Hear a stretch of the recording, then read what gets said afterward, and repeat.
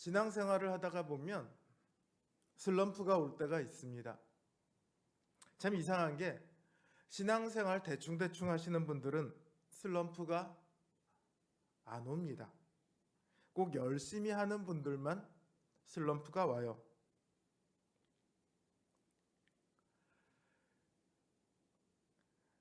슬럼프라고 하면 제일 먼저 우리는 운동선수를 떠올릴 수 있을 겁니다. 야구 선수들이 종종 슬럼프에 빠지죠. 슬럼프에 빠지는 이유는 대개가 폼이 흐트러졌기 때문이라고 합니다. 정신적인 이유 때문에 폼이 흐트러지기도 하고요. 연습을 안 했기 때문에 흐트러지는 경우도 있지만 그런 경우는 사실 별로 없습니다. 프로 선수가 될 정도가 되면 이미 열심히 하는 게 습관이 되어 있기 때문에 프로가 되는 거거든요. 그래서 그런 경우는 별로 없습니다. 오히려 슬럼프가 오는 많은 경우는요, 노력을 안 해서나 혹은 정신적으로 큰 일이 있어서 이런 것보다 의외로 신체 조건이 변하기 때문이라고 합니다. 살이 찌거나 혹은 살이 빠지거나 키가 크거나 혹은 운동을 열심히 해서 근력이 더 늘어나거나 혹은 나이가 들어서 힘이 예전 같지 않거나 뭐 이렇게 변화가 생기죠. 이런 변화가 생기면 거기에 맞춰서 자기 폼을 수정해 줘야 합니다. 지금 자기에게 가장 적합한 폼을 찾아야 하죠. 그러지 못하면 문제가 발생하는 것이고 그게 해결이 안 되면 슬럼프가 되는 겁니다. 이건 믿음도 마찬가지입니다. 믿음을 막 시작했을 때는 나하고 하나님밖에 안 보여요.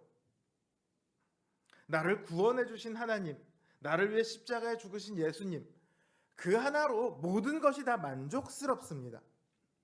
근데 믿음 생활을 점점 해 갈수록 그 사이에 끼어들어오는 것들이 하나하나씩 생기죠.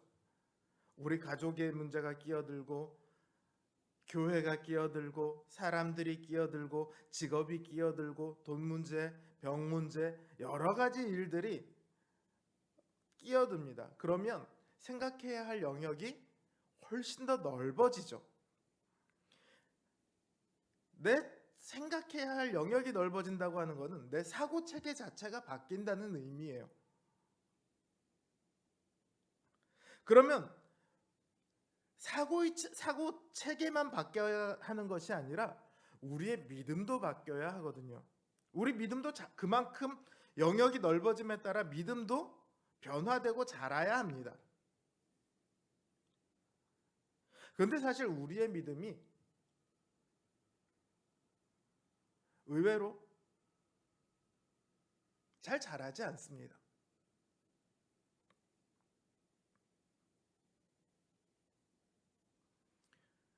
여기에 문제가 있죠. 우리는 자라나야 합니다. 그리스도에게까지 자라나야 합니다. 우리의 사고 체계가 넓어지는 만큼 우리는 자라나야 합니다. 그래서 우리의 자람이 어디까지 닿아야 하냐면 그리스도에게까지 닿아야 합니다. 다르게 말하면 우리는 그리스도를 따라갈 수 있을 만큼 자라나야 한다는 뜻이에요. 근데 그게 잘 안 되죠. 사실 왜 그게 잘 안 되느냐?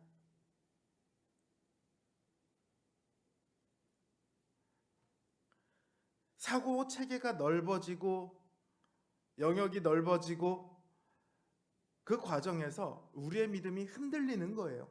중심을 굳게 붙들고 있어야 되는데 이전에는 예수님, 하나님 이걸로 하나로 다 됐었거든요. 근데 영역이 넓어지면서 이게 점점 흔들리기 시작하는 거예요. 아무리 영역이 넓어져도요. 그 근간이 확실하면 뚜렷하면 굳게 서 있으면 믿음은 흔들리지 않습니다. 오히려 그 변화들을 믿음이 적극적으로 수용할 수 있어요. 근데 그게 아니면 이때는 이렇고 저때는 저렇고 매일매일 믿음이 상황에 따라서 흔들려 갑니다.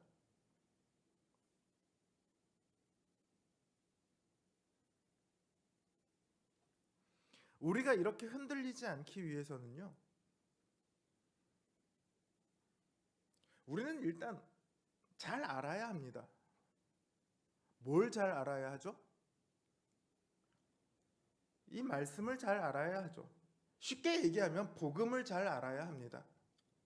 복음은 가장 단순하게 이야기하면 죄인이었던 우리가 예수 그리스도를 믿고 천국에 갑니다. 이것이 복음입니다. 맞습니다. 그러나 그 복음이 우리의 삶 속에 어떻게 드러나느냐, 그 영역은 매우 놀랍습니다. 세상 사람들을 보기에는 도저히 이해할 수 없을 만큼의 놀라운 영역을 가지고 있습니다. 도대체 저 사람들은 왜 저래? 싶을 만큼 그 삶의 놀라운 변화를 만들어냅니다. 그렇기 때문에 우리는 알아야 합니다. 주님께서 괜히 우리에게 사도와 선지자와 복음 전하는 자와 목사와 교사를 주신 것이 아니에요. 이 직분들은 다 가르치는 직분입니다. 하나님의 말씀을 알아가야 하는 거예요.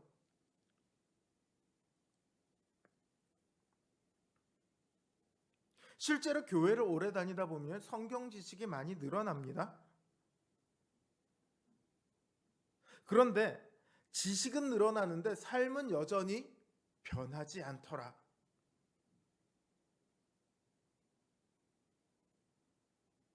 그런 경우를 우리는 많이 보게 되죠.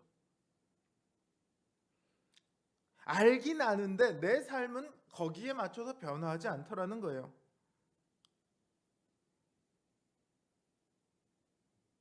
이게 왜 그러냐면 우리를 가르치시는 목적을 몰라서 그렇습니다.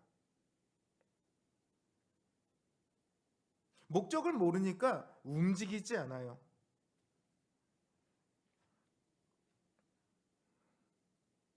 이 전하고 가르치는 직분을 주님께서 우리에게 주신 목적이 있어요. 12절에 보면 이는 성도를 온전케 하며 봉사의 일을 하게 하며 그리스도의 몸을 세우려 하심이라. 우리 성경으로 보면 마치 세 가지 목적이 있는 것처럼 보입니다. 성도를 온전케 하고 봉사의 일을 하게 하고 그리스도의 몸을 세우게 하고. 근데 원어를 보면요, 그리스도의 몸을 세우기 위해서 봉사가 필요한데 이 봉사의 일을 하기 위해서는 성도가 준비되어 있어야 한다.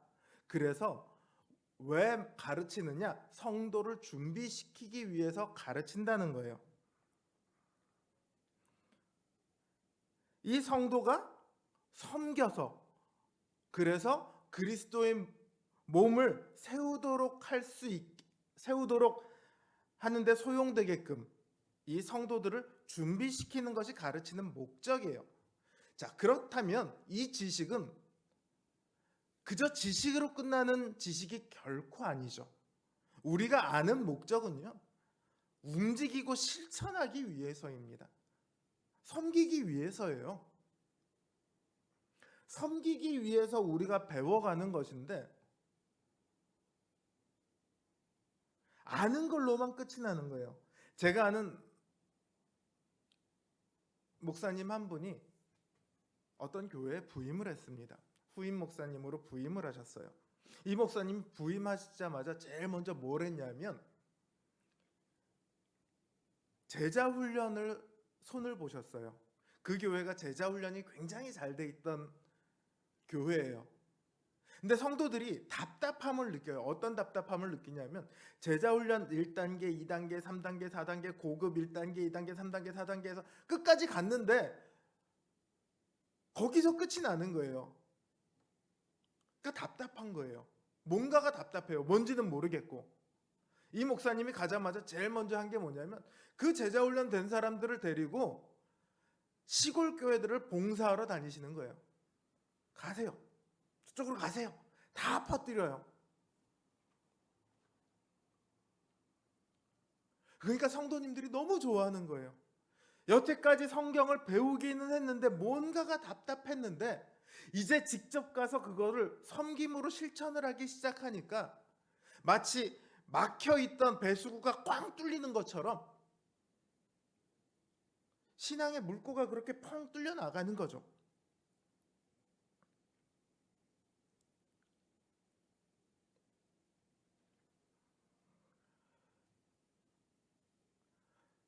자, 이렇게 성도가 배우는 목적은요, 섬기기 위해서예요. 이거는 굉장히 중요합니다. 그리고 섬기는 목적이 무엇이냐? 그리스도의 몸을 세우는 거예요.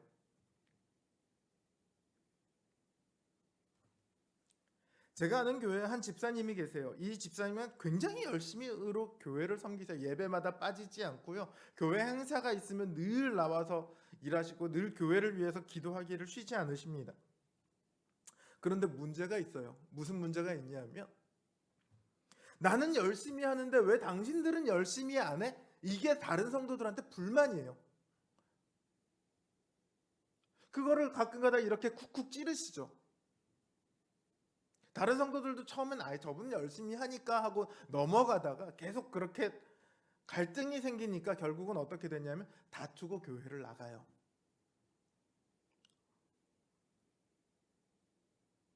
이 집사님이 몇 가정을 그렇게 내보내셨대요. 그리고 마지막에 다투고 본인도 나가셨다고 그래요. 이 집사님은 교회를 열심히 섬겼어요. 근데 결과가 어떻습니까?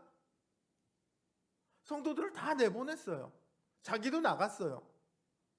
왜 이러냐? 교회를 섬기는 목적을 잃어버린 거예요. 섬기는 것, 아는 것의 목적이 아는 것 자체가 아니고 아는 것의 목적은 섬기는 겁니다. 섬기는 것의 목적이요. 섬기는 것 자체가 아닙니다. 섬기는 것은 방법이에요. 섬기는 것은 무엇을 위해 섬기느냐? 그 목적이 중요해요. 목적이 없는 거는 표류하는 배죠.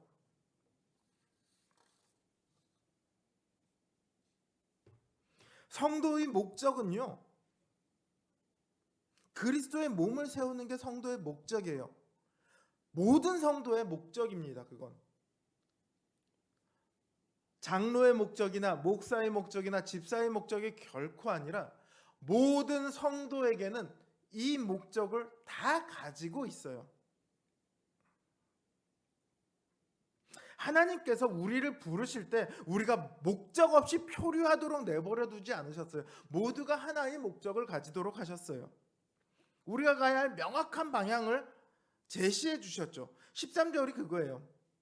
우리가 다 하나님의 아들을 믿는 것과 아는 일에 하나가 되어 온전한 사람을 이루어 그리스도의 장성한 분량이 충만한 데까지 이르리니.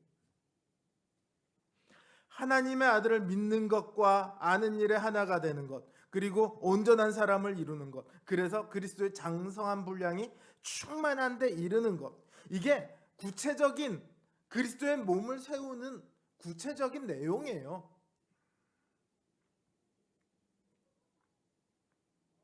이걸 위해서 우리가 섬기는 거예요. 우리가 단순히 구원받은 자로 부름받은 게 아니에요. 우리를 뭐라고 부르죠? 성도라고 불러요. 거룩한 사람들이라고 불러요. 우리는 거룩한 사람들로 부름받았어요. 구원받은 자로 부름받았느냐 아니면 거룩한 무리로 부름받았느냐, 이게 무슨 차이가 있겠느냐 싶겠지만 제가 말하고자 하는 거는 구원받은 사람으로 만약에 내가 부름받았다면 내가 구원받는 걸로 끝이에요. 나 하나 구원받으면 거기서 행복해야 하고 그걸로 만족하고 거기서 땡이에요. 그러나 그게 아니라 우리가 성도로 부름받았단 말이에요. 거룩한 사람으로 부름받았단 말이에요. 성도는요, 자기 혼자 거룩한 것으로 끝이 나는 게 아니에요. 나 혼자 거룩한 삶을 살아가는 것으로 끝이 나는 게 아니라 내가 거룩한 삶을 통해 하나님의 거룩하심을, 그리스도의 거룩하심을 온 세상에 보여주는 것. 이게 바로 성도예요. 그러니까 성도는 어쩔 수 없이 그리스도의 증인인 거죠. 그리스도의 거룩함을 세상에 어떻게 나타냅니까? 그리스도의 복음과 그리스도의 행하심을 내가 내 삶 속에서 살아내는 것으로 내가 그리스도를 증명하는 거거든요. 말은 누구나 할 수 있어요. 사람들에게 교회를 왜 싫어하십니까? 라고 하면 예전에는 교리가 싫어서 싫었다고 그래요. 니네만 구원이냐? 이제 이런 게 싫었어요. 최근에는 왜 교회가 싫으냐? 그러면 아무런 행함이 없는 그 교회가 싫대요. 교회에서 상처받고 나가는 사람들이 굉장히 많아요. 그분들이 무엇 때문에 상처를 받겠습니까? 말씀 때문에 상처를 받을까요? 아니요.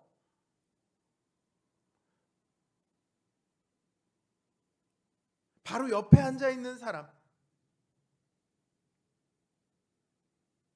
혹은 집사님들, 장로님들, 권사님들, 목사님들, 이분들 때문에 교회를 나가요. 가르치는 것하고 행동하는 것이 너무 다르다는 거죠. 최소한 그렇게 하려고 노력이라도 좀 했으면 좋겠는데 그러지 않더라는 거예요. 교회를 와봤더니 세상이나 똑같이 무리를 나누어 갖고 서로 싸움이나 하고 있고, 그런 게 싫다는 거예요.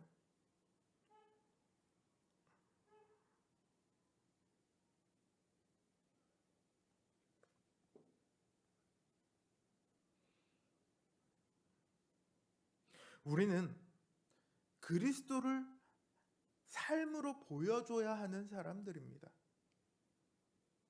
선한 행실로서, 다르게 말하면 섬김으로써 그리스도를 보여줘야 하는 사람들입니다. 누구에게요? 세상 사람들에게요?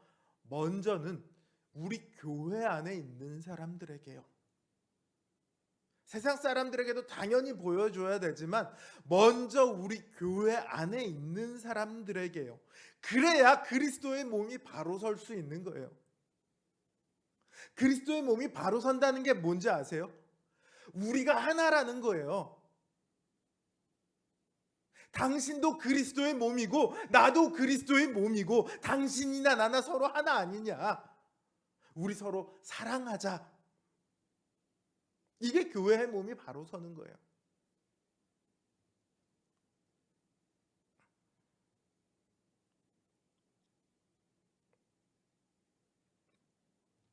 주님께서 만약에 우리의 모습을 보면서 사랑하지 않으셨더라면, 오래 참지 않으셨더라면, 끝까지 섬기지 않으셨더라면 우리가 어떻게 감히 성도라는 이름을 가질 수 있겠습니까? 주님께서 우리를요 정말로 얼마나 참으시는지 몰라요. 주님께서 자기가 십자가에서 죽어갈 때 그 아픔보다 정말로 우리가 하나님을 알지 못하고 죄 가운데 죽어가는 것이 더 고통스럽고 더 슬프셨던 분이 바로 주님이에요. 주님의 그 사랑 때문에 우리가 여기 있는 겁니다.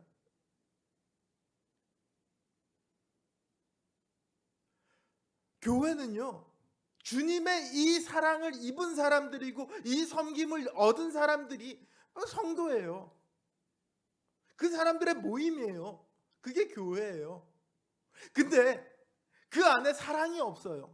그 안에 서로 뿔뿔이 흩어져서 나는 나, 너는 너, 내 주님 다르고 네 주님 다르고,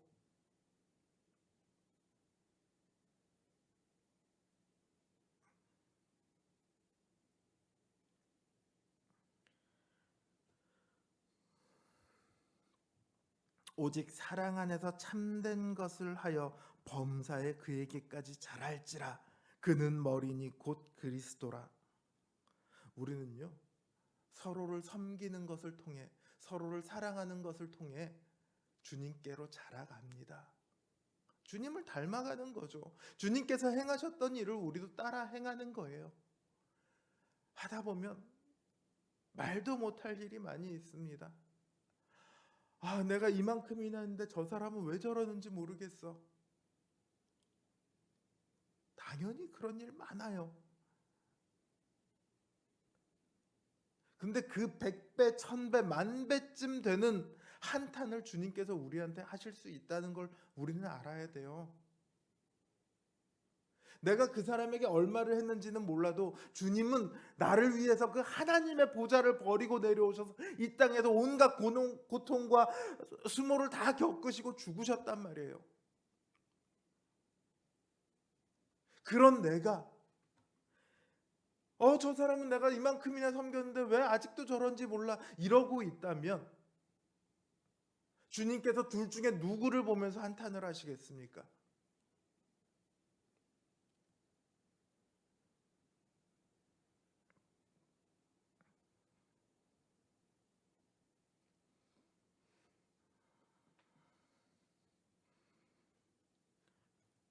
우리는 사랑하고 섬겨야 돼요. 그런데 범사에 그렇게 하래요. 모든 일에 그렇게 하래요. 오늘날 교회는 세상과 좀 비슷한 면이 많이 있는데 그 중에 하나가 분업화되어 있어요. 교회를 와보면 식사하시는 분들은 식사 준비를 하시고 성가대는 성가대 일만 하고 청소하시는 분들은 청소만 하시고, 물론 우리 교회처럼 작은 교회는 성가대 했다가 청소했다가 식사 준비했다가 다 하죠.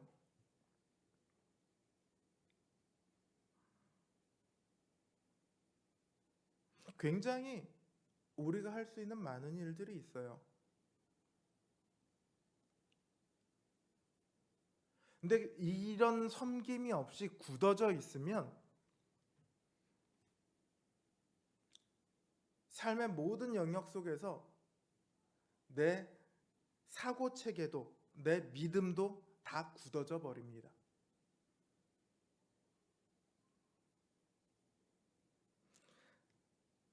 그러면 사람의 괴술과 간사한 유혹에 빠져 모든 교훈의 풍조에 밀려서 요동하게 돼요.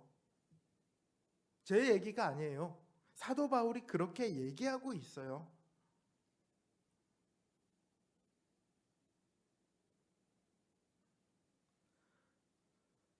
우리는 세상의 많은 일 때문에 늘 혼란을 느낍니다.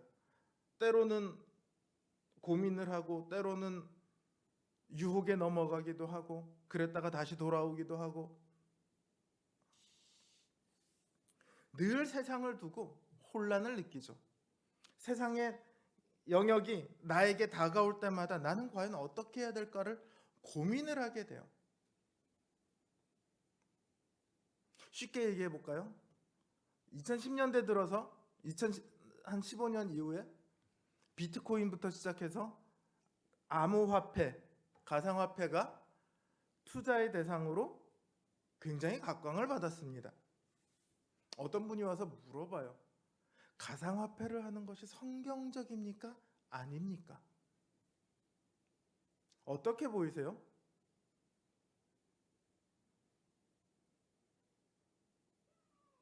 저는요, 가상화폐를 하는 것이 성경적인지 아닌지는 저도 잘 모르겠어요. 거기 투자하는 것이 성경적인지 아닌지 저도 잘 모르겠어요. 근데 한 가지는 알아요. 무슨 목적으로 투자를 하려고 합니까? 무슨 목적으로 가상화폐를 통해서 돈을 벌려고 합니까? 그 목적에 대해서 살펴봐야 한다는 거예요. 우리가 세상의 수많은 일들 속에서 늘 흔들리는 이유는요, 이 목적을 놓치고 그 상황 자체만을 보면 흔들리고 혼란스러워하게 되는 거죠. 새로운 것들이 너무나 많이 생겨나거든요.